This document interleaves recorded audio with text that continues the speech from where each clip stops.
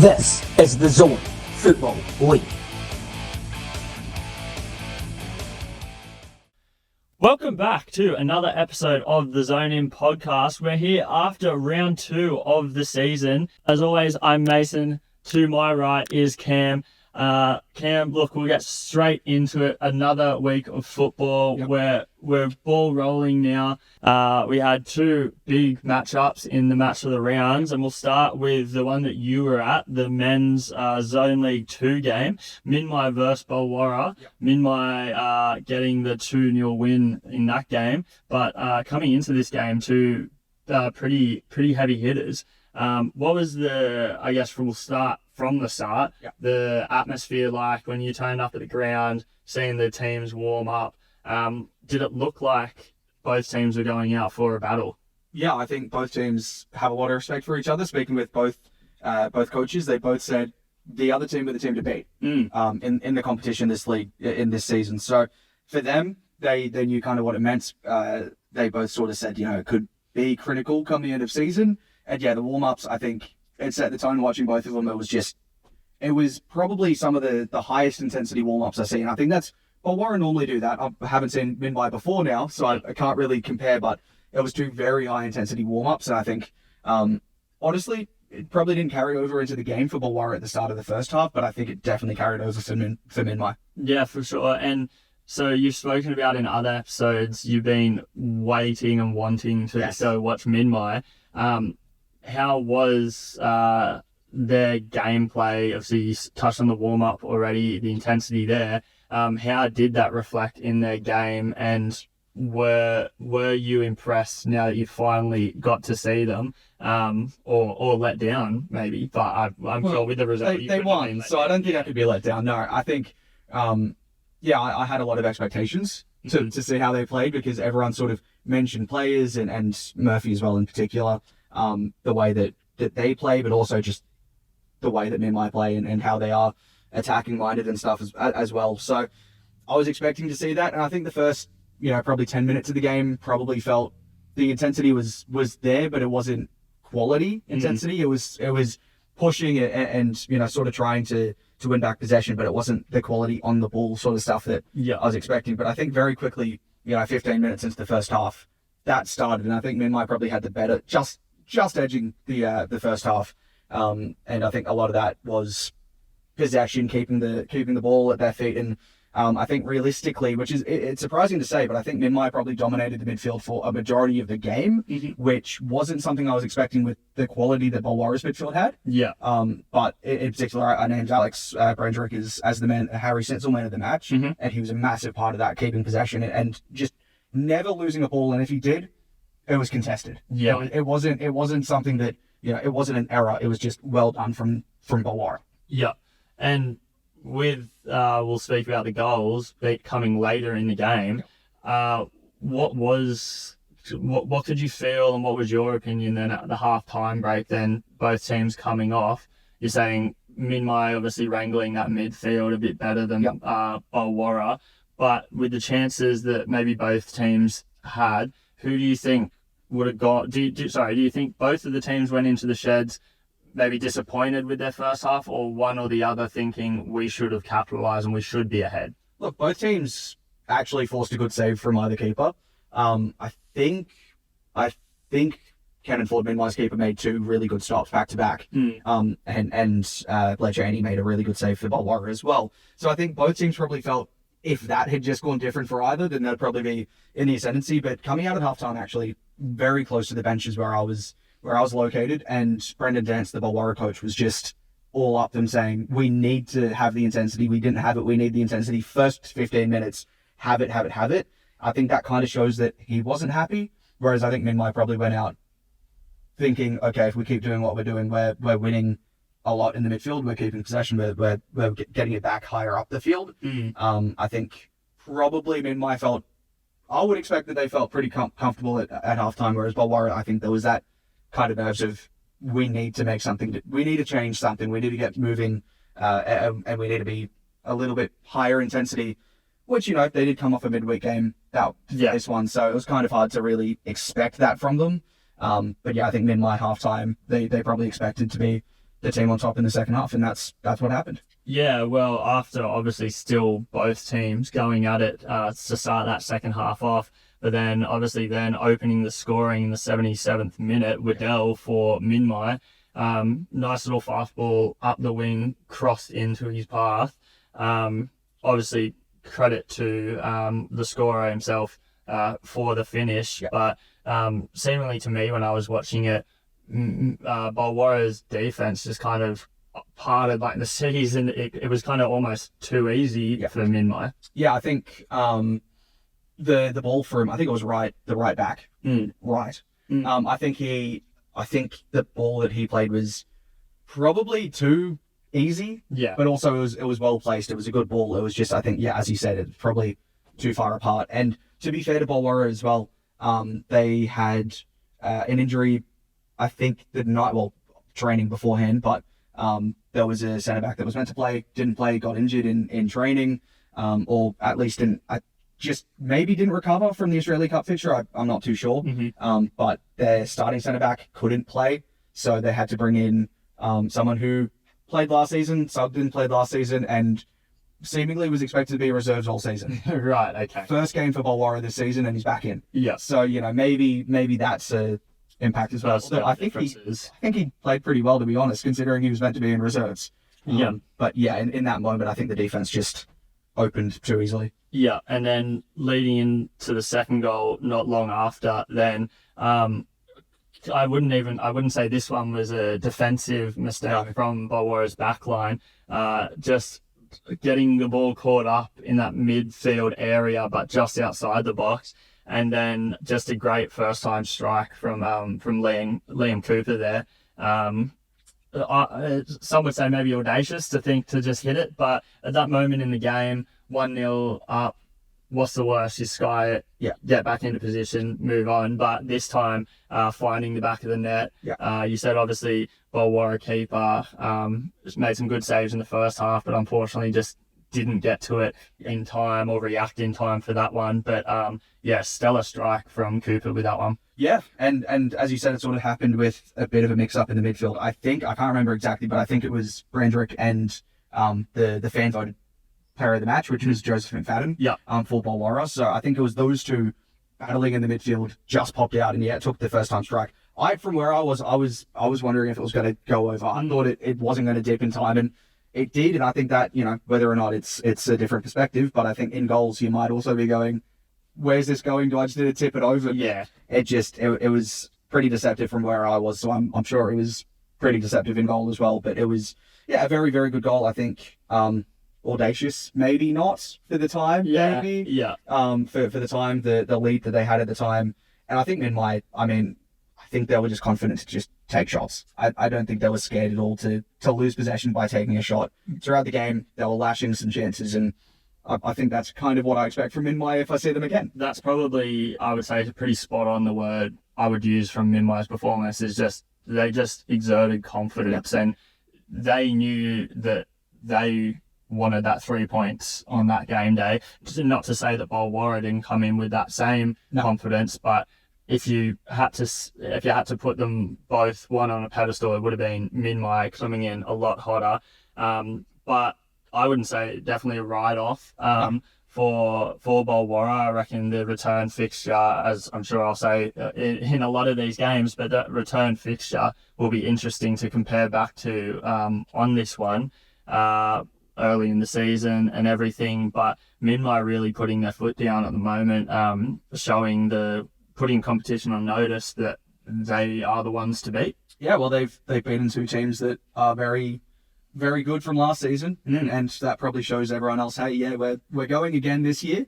And there was so much said about the quality of Bulwara to get the result against them early on as well. I think that's pretty critical. I think after Cooper's goal, I said that taking a 2-0 lead in this game is super important for what could be, even though it's round two, such a critical match coming up. Oh, definitely, yeah. And you look at where the table sits as well, the other teams in that League 2 are roundabouts there. You've still got Wolves are always contenders, Lambton Jaffers and Nelson Bay up there at the moment. So obviously very early days, teams are going to jump up and down. but good start and good momentum building there at Minmai. But again, Harry Snitzel, player of the match. Congratulations to Alex Brandwick from Minmai, and the fan vote, which is something new we've introduced this year. So only on the Bar TV app, you can vote for your fan favourite of the match for every match of the round, which this week was Joseph McFadden from Bulwarra. No prizes to hand out for that one, except for a bit of a moral victory, maybe, and especially in this case with a loss. So definitely keep an eye out for that in future games. But we move on now to the ZFLW game that was highlighted on the weekend. Novocastrian Park hosted New Lambton Eagles, taking on University of Newcastle. Yep. Two teams we hadn't seen before on the cameras, obviously only being round 2, but another close game and very back and forth. Uni probably tips to be the favourites coming into this game, obviously well established girls team and everything. New Lambton maybe the newer program of the two, and yeah, University just getting that win there, 2-1 over New Lambton. Yeah, and you know, as you said, Uni was expected to be a good team. Mm-hmm. The expected team to be the winners in this one, realistically, of predictions, but also overall they're expected to be up there with Cooks Hill. You know, not quite sure yet at this point who will be there, but I think, you know, probably people are still leaning towards Cooks Hill in that matter. But Uni are expected to be up there. Yeah. And to have New Lambton get a close result, not get the win, unfortunate for them, but early in the season anyway. But it shows there is the quality in the competition, and that's not going to be, you know, just too easy for one or two teams, which is very good for the league itself. Yeah. The goals as well scored relatively early in the game. I was going to say, end of the game just having nothing compared to the first half is ridiculous. Complete contrast to the more horror game, but yeah, being a New Lambton player or supporter watching the game at the ground or on Bar TV, you would have to be worried, as in the second minute, Izzy Winter gets her goal, crossed from the side, straight across the face of the goal, and she just tucks it in there, as I said, 2 minutes into the game for Uni. But great composure, I guess, from New Lambton. Keep their heads, keep going, and then only 20 minutes later, Chloe Richardson with a good counter-attacking goal to bring New Lambton level then. Yeah, and I think, you know, the counter-attacking sort of nature, I felt I didn't get to see much of the game. I've had a quick skim through at times to see what happened, but it felt, from the few moments I clicked on, it felt very much counter-attacking. Mm-hmm. So I think for a goal to be scored of that fashion, probably expected by overall the play, but it was another good finish, I think. So yeah, to be 1-1 at that point in time, they'll probably be feeling pretty confident to be able to bounce back, and, you know, the composure as well, just to steady the ship after conceding so early, and bring it back in with only 20 minutes is pretty good. Yeah, and we should mention as well, Ash Borg commentating that game, new to the commentary team, as throughout the year everyone will notice a few new voices, see a few new faces, but yeah, he definitely was up and about for Uni's next goal, which ended up being the winner. Again, very soon in the second half, only 3 minutes after that halftime break, Bridie Corter, I'm going to pronounce it like that, Bridie Corter with another stellar goal, somewhat almost like the one that we spoke about, but Liam Cooper's one, but a bit more time on the ball, just had it at her feet, looked up and said, I'm going to have this. Yeah. And again, just maybe a perception thing from the goalkeeper, but just couldn't get a glove to it and comes in under the bar. Relatively nonchalant celebration from Bridie as well. But absolutely cracker goal from her. Yeah, and we've seen a couple of long distance goals now in the first few games for the men and the women as well. So it's really good to have the highlight reels sort of already starting. But yeah, it was probably, I'd say it's up there for goal of the round with Liam Cooper's. I think they're both very, very similar in some aspects, but I think it's probably up there as well with the extra time on the ball just to pick the spot to line it up, get the shot away, and yeah, I think that probably, for me, probably goal of the round. Yeah, and For the broadcasted matches. Yeah, of course. We do encourage everyone at all the clubs with the sports cameras and everything to send their goals in. And with enough entrants, we can maybe work on a goal of the week situation, which we'll announce on the podcast. So that'll be something, an extra thing to definitely tune in. Start doing it. To see. But as we said with Minmai, the word to describe them on the day was probably confidence. For me, the word for uni would have been composure. And obviously, Bridie was saying had some time with the ball, everything, but just the whole team in general just looked composed. They knew what the job was. Matt Bass, the head coach, would have been telling the girls, just take your time, have a breath. Again, we're saying a lot of those girls, I believe, have played together, so they know what the system is and what the game plan is.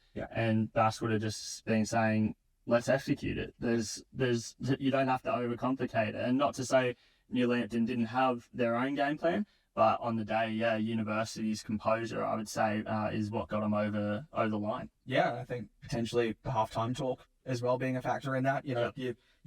But it's two different things in terms of being able to compose from conceding early, being able to compose without that extra team talk, being able to get the goal back, and then being able to do that again at halftime and go, here's what's going wrong, here's what we need to do, here's what was good.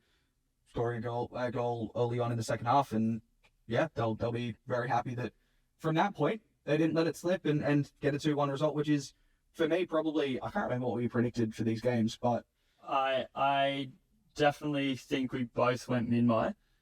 Okay, I remember that. Yeah, but for the women's game, I think I would have gone University. I don't think you did. I think I went Uni like 3-2, and you went. Yeah. I think you went Uni like 3-1 or something like that. Yeah, so technically, I was closer.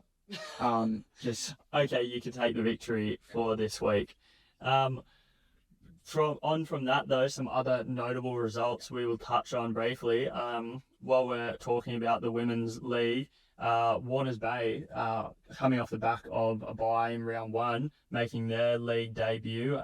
Again, unfortunate result for Northumberland Crabs, but Warners Bay Panthers getting a 3-0 win over the Crabs there. Going up the ranks for the men's suburbs with a 2-1 win over Medowie, pushing them up to the top of the table with 2 out of 2 wins, which for them would be good, where they finished disappointingly outside of the finals last year. Nelson Bay, I touched on earlier, with them up the top of Zone League 2 as well. Getting a 4-0 win over Southern United, which I know would probably hurt you, being number 1 fan. But again, another maybe league favourite in Southern being knocked off, which may be a shock. And you say that as well in terms of Southern being a league favourite. That was another team that I heard a lot on the weekend at the Minmai game, people talking about. And 4-0. Loss, that's not what I expect from them. No, definitely not. And just to wrap it out then, Westlakes as well, getting another shock result, 3-all with Newcastle Suns. Let's touch on bits and pieces from those 4 results. Obviously, if we want to jump back to the Southern United there, you would think from the previous seasons, not just last, but 2024 as well, they've always been there and thereabouts, up in the finals. Again, could just be a unfortunate result. Round 2, we move on, but also give the flowers to Nelson Bay for you don't just get a fluke 4-0 result. It's not a result that doesn't come with obviously game management and good performances. And I'd like to, there's a few teams that have been listed on notable results, didn't get to see last season either, so hopefully throughout the year I get to see them, Nelson Bay being one of them. But a 4-0 win against Southern United, who I think Michael Bailey from Minmai had said to me that Southern are expected to be up there, and they said Bolwara the team to beat, but Southern, and I think Cooks Hill was the other team that they earmarked to be in there. So League Two, I'd almost say, could be, from early predictions and early thoughts, one of the tougher leagues, whereas out of the 11 clubs, there's at least 7 to maybe 8 of those clubs could easily make the 5-team finals. Yeah, and I think that's it's very exciting for the league in that sense. But yeah, for Nelson Bay to get a 4-0 win against a team that he's expected to be up there this season is pretty impressive. I'm hurting for Southern United. Yeah. It's not great, but I'm sure they'll bounce back. Yeah, definitely. And then that 3-3 draw, Westlakes and Suns. Second draw for Westlakes. Yep. A draw in round 1 with, I believe, Thornton. So 2, obviously not. I think that was 3-3 as well, if I'm correct. Fairly sure, yes. So goals not seemingly an issue to score for Westlakes, conceding them probably where they need to be looking, but still Suns being up there, coming second, finishing second, last year, big competitors, and then Thornton being Northern League 1 club coming down. You would think as a Wildcat that you'd be holding on to those results, thinking that's not a bad start to the season, being a club as well that was down near the relegation zone last year. Yeah, I think if you'd said before the season, these are the first 2 games you're going to get 2 points from, they would have been okay with that. Yeah, considering the opposition. There was points last season we were talking about, Westlakes getting a point and how that could be great for their season. Yeah. So to have 2 results against 2 teams that should be realistically up there this year, early on, considering the season Westlakes had, that is very, very good, and I'm looking forward to seeing if they can keep these results up. Yeah, definitely. New kits for Westlakes, couple new players. I hear some coming from Toronto and other clubs around as well. So could be new light for Westlakes. And finally, wrapping this part of it, the episode out. Last week we touched on the highest scoring game of the week, which was the New Lambton Greeter women's game in round 1. Obviously, everyone took that on board. It was the forefront of every club's mind, I would imagine. And not only do we have one high-scoring game, we've actually got a 4-way tie. Yeah. So, as we said last week, how fun to add mention to this, keep track of it. But now, only second week in, we've got the hard decision of picking who gets the title for round 2 highest scoring. Yeah. Obviously, the selections come from Olympics 7-0 over Stockton. Cooks Hill women beating Southern United women 7-0 as well. Lambton Jaffers in Zone 2 getting a 6-1 win over Advance, and Musselbrook and Fletcher battling it out in a 4-3 result to Musselbrook. All games having 7 goals. Touch on as well, just as a side note, for Olympic, only 2 players scored in that Olympic game. 6 of them going to Joshua Cox. So you can you would surely just know now off that he is the leading goal scorer in the league. No surprises, but yeah, Cam, what's your thoughts on these games? Obviously, crazy scorelines. Yeah. Which one are we giving? It was you said what's my idea last week, so I'm gonna keep bringing the results to you. But if there's a decision need to be made, I'm handing it over to you. Look, I think my personal thought on this is, if you're a team that wins by a narrow margin in a high scoring game, good job. Yeah. If you're a team that lost by a high scoring margin in this game, not so good job. Yeah. If you've won by a massive margin, you're probably better off, and we're probably going to say that you're the winners. But because there's 2 of them, it's hard. So I'm going to say I'm not making a choice. It's both of them. Okay. Both teams that won, so Cooks Hill and Olympic for both men's and women's. I think and I reckon, being a men's and a women's game, the boss will sign off on that. So we'll quite frankly, I don't care what the boss signs off on. If it's my choice, it's my choice. There we go. Well, Cam's highest scoring game of the week is a draw, Olympic 7, Cooks Hill Women's 7. Yeah. So yeah, we'll I'll organise before the next episode. We'll get a little board up, and keep track of these games throughout the year. To wrap out this episode, as we always do, we'll look towards the next week's match of the round games. It was a tough one to pick this week. Obviously, Easter weekend, a lot of clubs have moved their games around. There's actually, as time of recording, Wednesday, the round 3 actually starts today. Stockton and Westlake's kicking off the round and goes all the way to next Tuesday, with Crabs and Uni Women's wrapping it out. So we have over 7 days of football in round 3.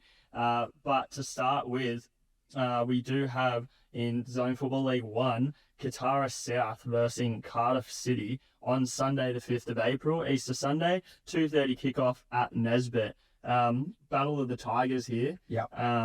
Definitely, obviously people are going to be away, so good chance if you are away, catch it on Bar TV. But if you are having a staycation, obviously fuel prices at the moment, I'm sure lots of people rather save their pennies, but head down to Nesbitt Park for sure. Obviously Katara, always a great team, entertaining team to watch. Nesbitt Park, great part of the Newcastle area to head down to. And yeah, this one should be an interesting one. Katara, obviously high flying, coming off the back of last season. Cardiff missing finals last year, not the best start to this season. So going to be an interesting matchup for this one. Yeah, but as you've highlighted on our sheet, 2 draws between the 2 teams last year. So that is pretty surprising considering where they both finished. Katara being very, very solid last year, making it to the grand final. Cardiff not quite doing so. The only time that I saw them was a loss against Swansea. So, it wasn't necessarily something that I was expecting. I go through stats all the time, and I, for some reason, hadn't picked up on that. But, now it's a mention. It's like, I couldn't see that happening if I thought about it. But pretty crucial times of the season as well, those games last year, round 5, round 16. So you can, teams, players and all that make reasons sometimes. Oh, it's early season, we're just moulding. Oh, it's late in the season, we got injuries. But a 2-2 draw round 5 or 1-1 draw round 16, it's hard to surely pinpoint one thing. It's just seemingly both teams come up against each other and it's a tough battle. I'd like to see Cardiff do well this year as well, so it would be nice for that to be the case. And I think this is, if they get a draw, you can't really take anything from it because 2 draws last season against Katara and it didn't lead to much. But if they get a win, it could be a very good setup for the season potentially. But Katara always so good. And I think I predicted them to be the ones going up this year. So for me, I'm predicting that that they will go up, but I'd also like to see Cardiff get a result. So I'm not sure how I feel about this one. I guess pretty mixed emotions. And look, both teams losing some key players, but also both making some great signings before the season started. Unfortunate for Cardiff, they lost their coach right before the season started, so understandable their results maybe have reflected that. Bit of off-field stuff that's creating head noise. Katara, though, off to a flying start most recently as well, knocking out Lake Macquarie in the Australia Cup. So they've definitely got the momentum coming into this game, where Cardiff maybe the lesser of momentum, or momentum going the other way at least. But interesting. Obviously, Easter weekend we've touched on, players away, families, other things happening. It's a tough one to pick. And I think as I'll get the information before the game, it'll be sort of, that player's missing or this player's missing, and it'll probably be something to think of. But I would say it's a hard one to pick in terms of, because there was 2 draws last season, that alone makes me go, I feel like I have to tip a draw, but I'm not going to. I would like to see Cardiff City do well this year, so I'm not going to predict for them, unfortunately for them. But I think Katara South, I predicted to do very well this season, and I think they continue that here. So, I don't think it'll be Based on results last year, I'd say it's going to be close in terms of goals, which I define close as two things. When the second goal goes in to extend it to a 2-goal lead, or if it's a 1-goal game. And I think probably it'll be something like I'm going to say 3-1 win to Katara South with the winning goal late on. Or the confirming goal. And as you say, it's hard to go past Katara South. Janzo back with the club after some speculation he might have been leaving. He's off to a great start, already 2 goals in 2 games. So in that case, I am going to tip a draw. I will be that guy. I am backing the draw. And there's not much to it besides I think it'd be funny if scoreline. Considering 2-2, 1-1, I'll go 3-3. 3-3 Easter Sunday. Seems to be going around in that zone 1 like a virus. But yeah, definitely Sunday, 5th of April down at Nezzo, 2:30 kickoff. We always say go down to the grounds first and foremost, but if you can't make it, on Bar TV, as well as the women's game of the round, the match of the round. Northumberland Crabs taking on Uni on Tuesday the 7th, a night game, 8 p.m. kickoff at Heaton Park. A lot of questions around the airways and the forums and that about how is Heaton Park up to scratch for the football. So we'll get to see that under the hopefully bright lights on Tuesday night. But yeah, another test for Crabs. Obviously, not great streak at the moment. Uni on a 2-game win streak, so it can go one of 2 ways really. Crabs outperform on a night game that Uni's maybe not used to, and they get their first win, or Uni go, thank you, we'll pick up our 3 in a row and we'll head back to the Uni. The good news for the Crabettes is they've improved the scoreline so far this season. True. So if they continue that trend, it could be a close game, which is great for them. And speaking of close as well, could this be the forming of a new derby as well, being geographically 2 of the closer teams to one another in the league? Heaton Park, obviously down the bottom of Jesmond, Uni playing at Callaghan campus just up the road. It's pretty close. And now that I brought this up, I'm expecting some sparks. Yeah, look, I'm going to be honest. Off the podcast we had before round 1, where we had Destiny Fenton and Gabby, can't think of the last name. I just say Destiny and Gabby.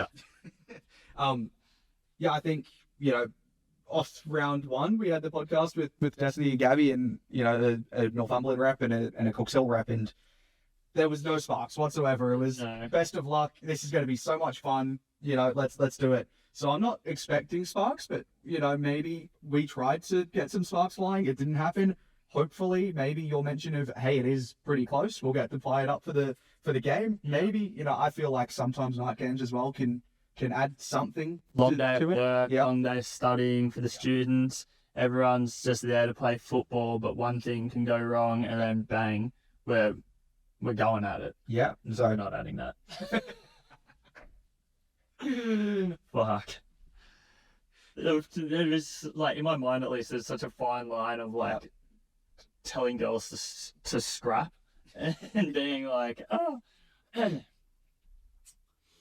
look, long days of work, long days studying, tempers can boil over maybe, depending as well on how Makata for Northumberland and Bass line up, who they have available as well. Obviously being night games, not always easy to get to, so definitely going to be an interesting one. And first night game of the year, as I'm sure, aside from the sort of the night game season opener, but touch wood, rain stays away for the season, but as we all, I'm sure, are aware, there will be some disruptions, so sometimes the games will be at night, which will be, again, great that we are able to cover them. If you can't get to them, you can always watch them on Bar TV. And that investment now that we've got that fan vote, you've got to really be watching the game and really vote for the player that you think is best, because I'm sure that's what everyone's going to do with this, and not just vote for their mate. Yeah. I'm sure that's going to be the case. I'm really sure. I'm sure everyone will be sensible about who they pick, and I encourage people to be sensible about who they pick, to the point this is something going back to the first topic, which was the Midnight Galore game. Yeah. I picked Alex Brandrick as the man of the match. He was the Midnight Players player. Yeah. So I must know something. I just want to put that out, because I was very proud of myself when I saw Players player Alex Brandrick, and I went, yeah, good job, me. Yeah, exactly right. But as we always do, still the one with the prize, the Harry Snitzel player of the match, will be across both those games, as well as the fan votes still.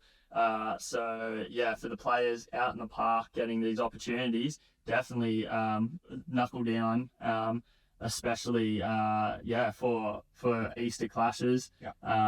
Be good chance to get that Harry Snitzel player of the match and the fan vote. I know some people could hold one or the other in higher regard, but either way, there's things to be won more than just the 3 points of football. Yeah, and that, the Harry Snitzel voucher always fires people up. I'm sure being the favourite of the fans is going to also fire people up. So definitely, hopefully that we see some sparks from both games and see plenty of goals, and maybe we can have a couple of the highest goals of the week up there from the match of the round. Maybe it'll be a match of the round game. Who will know?